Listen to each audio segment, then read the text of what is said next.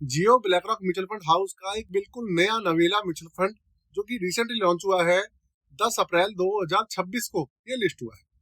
Fund का नाम आप समझ गए होंगे, Jio BlackRock large cap fund active match fund की मैं बात करने वाला हूँ।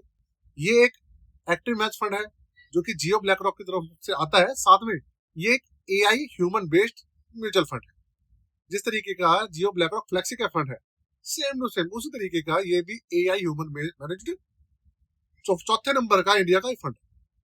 सबसे पहले फ्लेक्सी कैप आया था, उसके बाद इनका आर्बिट्रेज फंड आया था, उसके बाद एक फंड और आया था और अब ये फोर्थ नंबर का फंड है। आज इसका एक छोटा सा रिव्यू आपके सामने करने वाले हैं।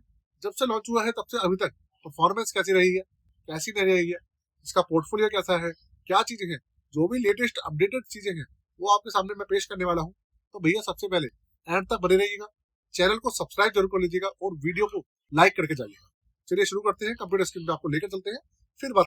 कंप्यूटर स्क्रीन आपके सामने चालू हो चुकी है। फंड का नाम आपके सामने है जियो ब्लैकरॉक लार्ज कैप फंड, आपके सामने इसका नाम है और ये एक डायरेक्ट प्लान है क्योंकि आपको पता है इसकी जो रेगुलर प्लान है वो तो लॉन्च होते ही नहीं। अब अगर इसके रिटर्न्स की बात करें तो देखिए 20 अप्रैल को लॉन्च हुआ है और आज हम 30 अप्रैल को खड़े हैं। तो देखा जाए तो इसको मैक्स टू मैक्स 15 दिन का रिटर्न आप डिस्प्ले में देख सकते हैं। इसके अलावा तो आप कुछ देख नहीं सकते। पिछले एक हफ्ते में माइनस में 1% रहा है और 15 दिन भी देखें तो 15 दिन का भी डेटा इसका अवेलेबल अभी नहीं है। देखिए 10 अप्रैल 2026 को लॉन्च हुआ था।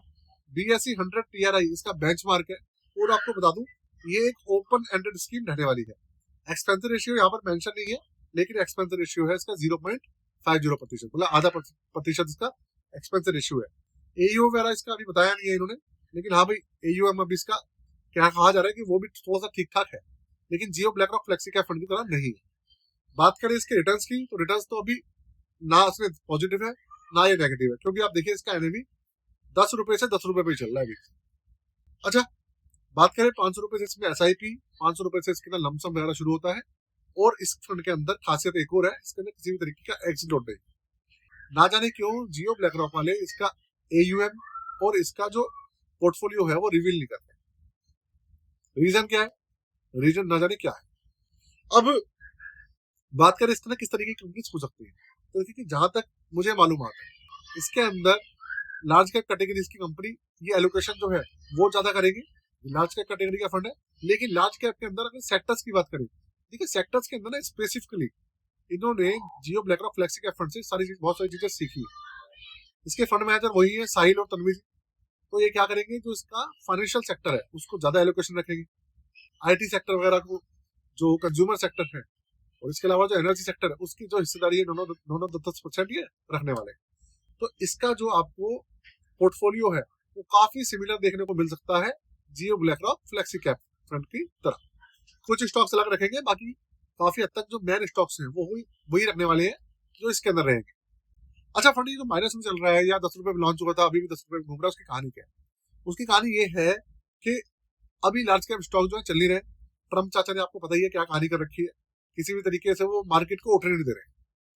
अब मार्केट थोड़ी उठेगी तो ये फंड चलेगा, तब पता चलेगा कि फंड के अंदर कुछ जान है या नहीं।